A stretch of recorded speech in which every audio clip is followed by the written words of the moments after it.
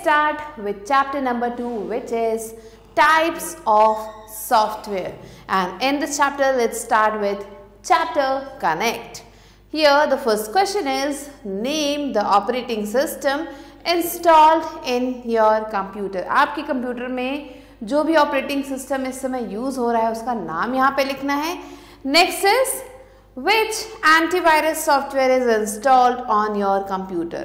आपके कंप्यूटर में आपने कोई ना कोई एंटीवायरस सॉफ्टवेयर इंस्टॉल कर रखा होगा, तो आपको उस एंटीवायरस सॉफ्टवेयर का नाम यहाँ पे लिखना है. Let's move on to the chapter. A computer system can be considered to be made up of two main components, hardware and software.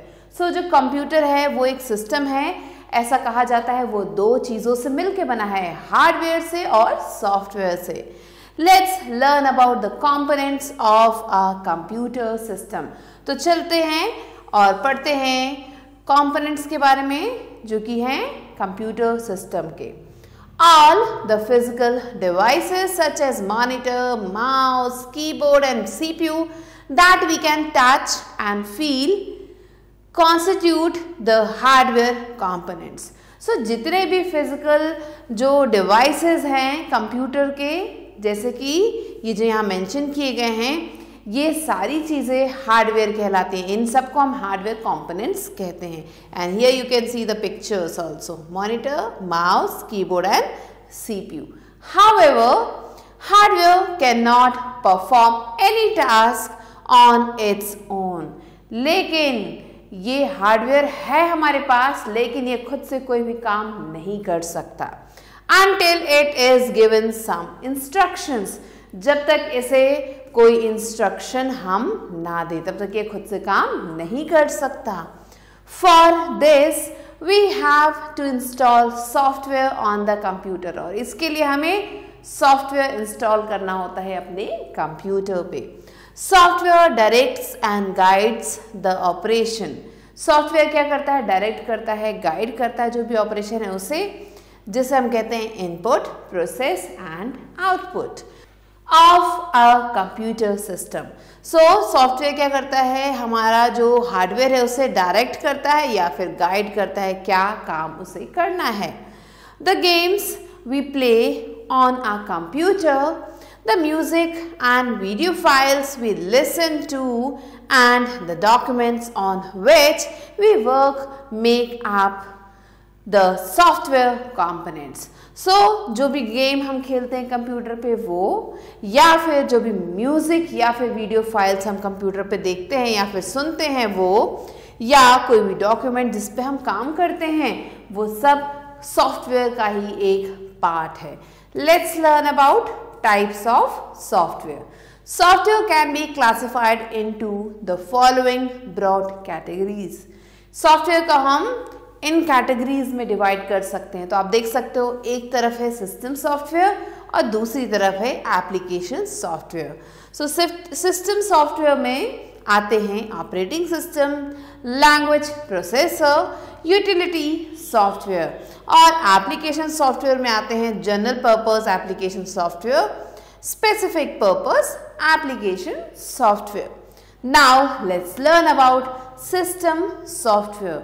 The system software is required to control the overall operations of a computer system. ये जो system software है, इसमें जो है इसका क्या काम है, ये क्या करता है? कंट्रोल करता है. जितना भी ओवरऑल ऑपरेशन है ना कंप्यूटर का, उसे ये कंट्रोल करने का काम करता है. It can be classified into 3 categories. इसे हम 3 कैटेगरीज में क्लासीफाई कर सकते हैं. पहला है ऑपरेटिंग सिस्टम, दूसरा है लैंग्वेज प्रोसेसर, और जो थर्ड है वो है utility software. Let us discuss them one by one in detail. तो चलिए इसके बारे में डिटेल में पढ़ते हैं. तो पहला आता है operating system. It is the most important software without which we cannot work on a computer system. ये क्या है? ये सबसे इम्पॉर्टेंट सॉफ्टवेयर है हमारे कंप्यूटर सिस्टम का, जिसके बिना हम इस पे काम नहीं कर सकते.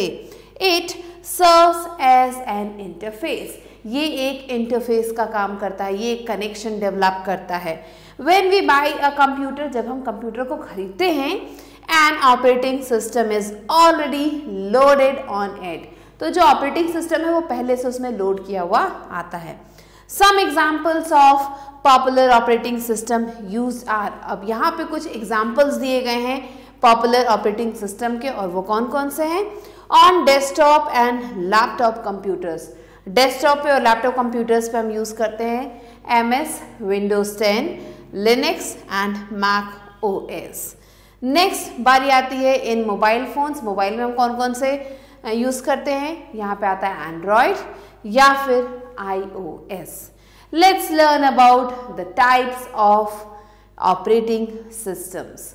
As computers are becoming so advanced, similarly operating systems are also becoming smarter.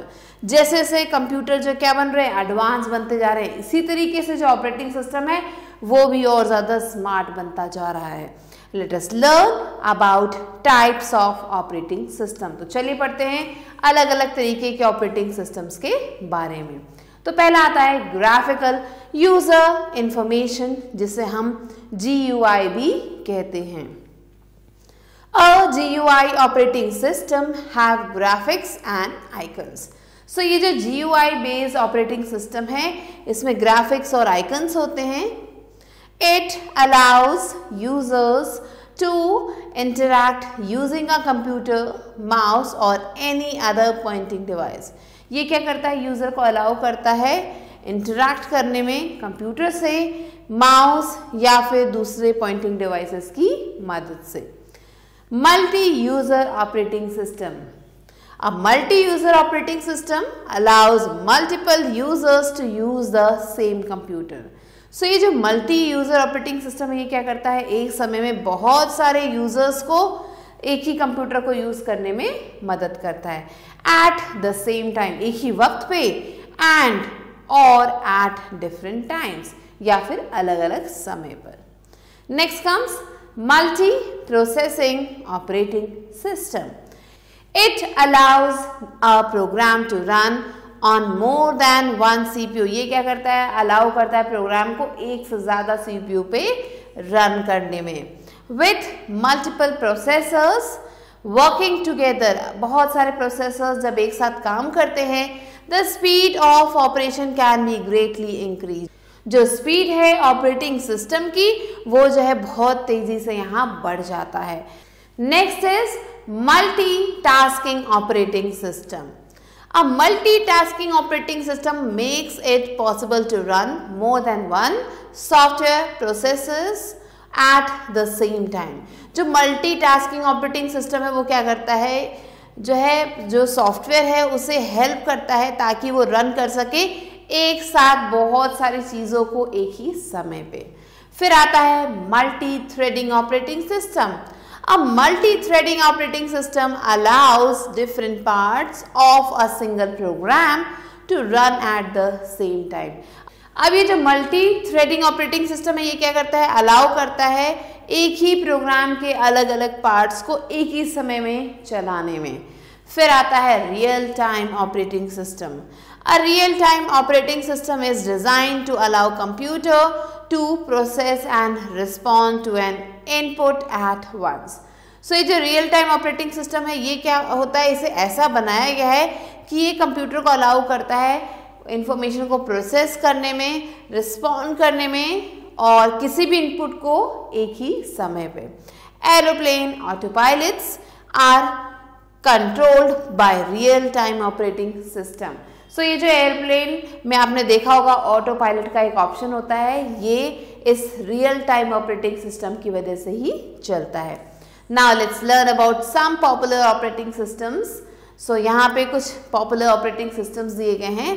तो यहाँ पे ऑपरेटिंग सिस्टम्स के नेम हैं, कौन से प्लेटफॉर्म पे वो चलते हैं और कौन है उनके developer. So HP UX is the operating system, ये चलता है बहुत सारे प्लेटफॉर्म्स पे।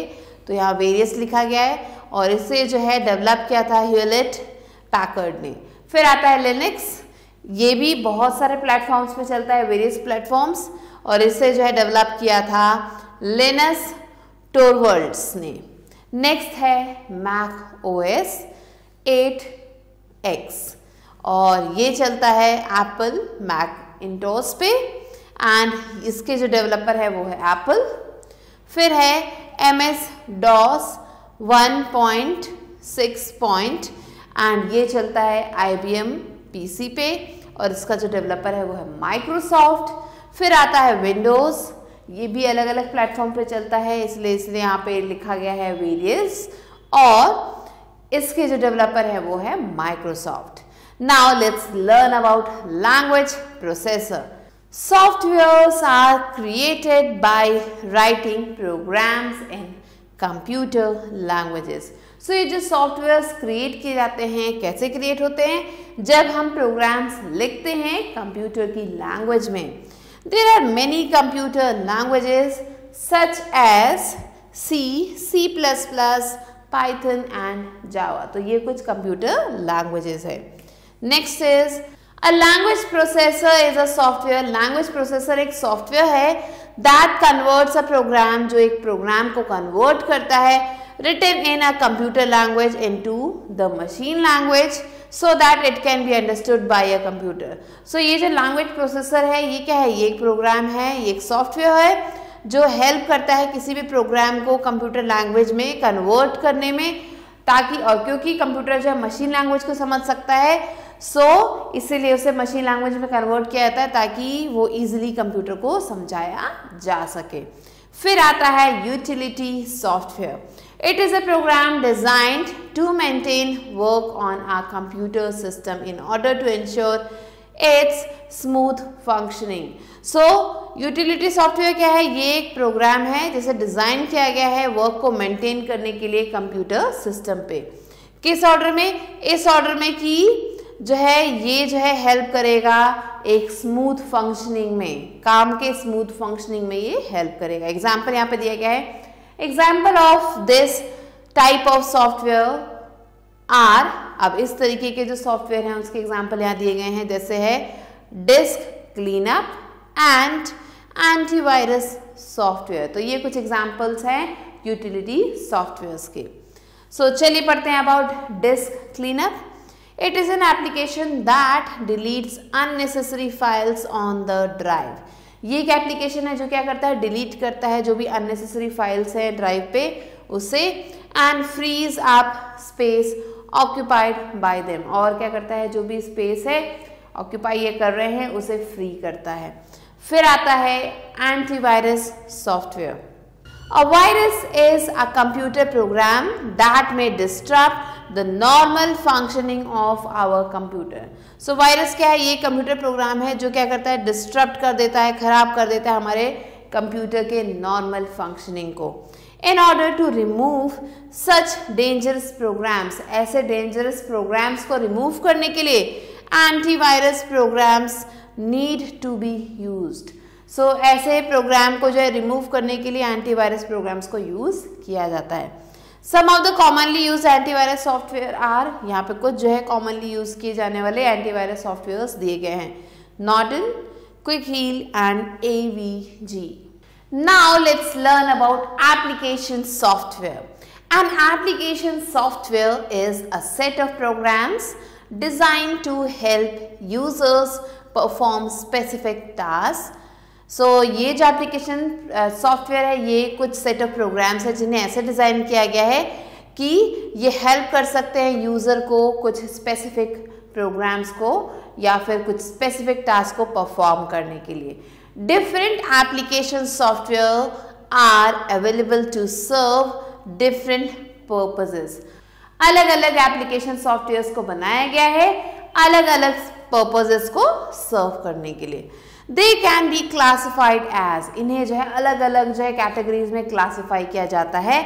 तो पहला आता है general purpose software. These software are developed keeping in mind the general needs and requirements of a large number of people. So ये जो सॉफ्टवेयर है इन्हें ऐसा डेवलप किया गया है ताकि ये जो भी जनरल नीड्स हैं या जो रिक्वायरमेंट है किसी large number of group of people के, उस पर्पस को ये फुलफिल कर सके। सम ऑफ द एग्जाम्पल्स हैं, कुछ एग्जाम्पल्स यहाँ पे दिए गए हैं, word processing software, spreadsheet software and graphic software. Let's move on to word processing software. MS Word is a popular word processing software. MS Word क्या है? ये एक popular word processing software है, developed by Microsoft, जिसे Microsoft ने develop किया है. It allows us to create and edit text documents. ये क्या करता है? ये हमें allow करता है create और edit करने में जो भी text documents है उन्हें. It includes copying, moving, replacing and deleting text. इसमें जो है ये सारी चीजें included हैं. Next आता है spreadsheet software. MS Excel is a spreadsheet program that helps us to collect, refine and analyze huge amount of data. So MS Excel क्या है? ये एक spreadsheet program है जो हमें help करता है data को collect, refine और analyze करने में.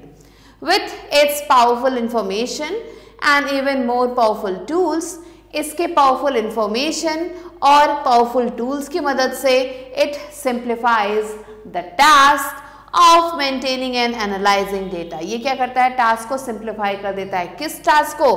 data को maintain और analyze करने के. Next आता है presentation software. MS PowerPoint is a presentation software that allows us to create presentation with full support of multimedia elements. So MS PowerPoint क्या है? ये एक presentation software है जो allow करता है हमें create करने में presentation को जिसमें जो है full support होता है media elements का. As compared to traditional formats, अगर हम जो है इसे जो है ट्रेडिशनल फॉर्मेट से कंपेयर करें तो PowerPoint has many advantages. PowerPoint के बहुत सारे एडवांटेजेस हैं. पहला है we can view our presentation on monitor LCD projector. हम अपने प्रेजेंटेशन को इन जगहों पे देख सकते हैं. Next we can print copies of our slides and give them to our audience. हम कॉपी प्रिंट कर सकते हैं अपने स्लाइड्स के और उन्हें अपने ऑडियंस को दे सकते हैं. Next we can even edit our presentation minutes before the final presentation. हम अपने जो भी प्रेजेंटेशन है उसे कुछ मिनट पहले भी एडिट कर सकते हैं और फाइनल प्रेजेंटेशन दे सकते हैं. Next let's learn about specific purpose application software. So यहाँ पे हम पढ़ेंगे कुछ ऐसे स्पेसिफिक पर्पस एप्लीकेशन सॉफ्टवेयर्स के जो अलग अलग पर्पस के लिए यूज किए जाते हैं. These software are developed keeping in mind the specific requirements of an organization or an individual. ये जो सॉफ्टवेयर है इन्हें ऐसे डेवलप किया जाता है जब किसी पर्सन को, किसी ऑर्गेनाइजेशन को किसी स्पेसिफिक रिक्वायरमेंट के लिए किसी जो है सॉफ्टवेयर की ज़रूरत होती तब इन्हें डेवलप किया जाता है. Examples of this type of software are reservation system used at airports. अब इसका एक एग्जाम्पल यहाँ पर दिया गया है कि जब हम एयरपोर्ट में जाते हैं वहाँ रिजर्वेशन कराना होता है तो उस रिजर्वेशन को करने के लिए एक स्पेशल टाइप ऑफ सॉफ्टवेयर की ज़रूरत होती है. तो वो जो सॉफ्टवेयर है वो पर्टिकुलरली वहाँ एयरपोर्ट के लिए ही वो डेवलप किया गया है. And railway stations billing system used eight supermarket. इसी तरीके से रेलवे स्टेशन के लिए जो रिजर्वेशन जो है सॉफ्टवेयर बना है वो वहीं पे यूज़ किया जा सकता है. और जब हम सुपरमार्केट जाते हैं तो वहाँ पे जो बिलिंग सेक्शन है वहाँ पे भी जो सॉफ्टवेयर बनता है वो उस पर्टिकुलर जो है बिलिंग काउंटर या फिर उस शॉप के अकॉर्डिंग बनाया जाता है. सो ये कुछ सॉफ्टवेयर हैं जो डिमांड पे बनाए जाते हैं, इसलिए इन्हें स्पेसिफिक पर्पस एप्लीकेशन सॉफ्टवेयर कहा जाता है. Now let's move on to recap. Software directs and guides the operation of a computer system. The system software is required to control the overall operation of a computer system. Common examples of utility software are disk cleanup and antivirus software. An application software is a set of programs designed to help users perform specific tasks. Without a software, we cannot run a computer. So these are the important points that you have to remember. Now let's move on to evaluate. Here A exercise is take the correct answer. First question is, all the physical devices that we can touch and feel are called software, operating system or hardware. Correct answer is hardware. Second one, software are divided into dash categories 2, 5 or 8. Correct answer is 2. Third one, which one is not an application software? Word processing software, operating system or presentation software? Correct answer is operating system. Now let's move on to B exercise, which is fill in the blanks. First question is, mouse and monitor are the hardware components of computer system. Second, the system software is required to control the overall operations of a computer system. Third one, operating system is the most important software of a computer system. Fourth one, Android and iOS are examples of mobile operating systems. Fifth one is aeroplane autopilots are controlled by real-time operating systems. Now let's move on to C exercise, which is write T for true and F for false statements. First one is, software directs and guides the operation of a computer system. Yes, true. Now second one, without a software we cannot run a computer. This is true again. Third one, billing system used at supermarkets is an example of general purpose application software. False. Fourth one, antivirus software disturb the normal functioning of a computer. False. And the fifth one is, when we buy a computer, an operating system comes pre-installed on it. Yes, this is true. Now let's move on to D exercise, which is match the following. First is MS PowerPoint is presentation software. Spreadsheet software is MS Excel. MS DOS is operating system. Disk cleanup is utility software, and hardware, CPU is the hardware. So these are the answers that you have to mark and do the rest of the questions yourself. With this, we have completed the chapter. I hope you understood it. I'll be meeting you soon with a new video and a new chapter. Till then, stay tuned and thanks for watching.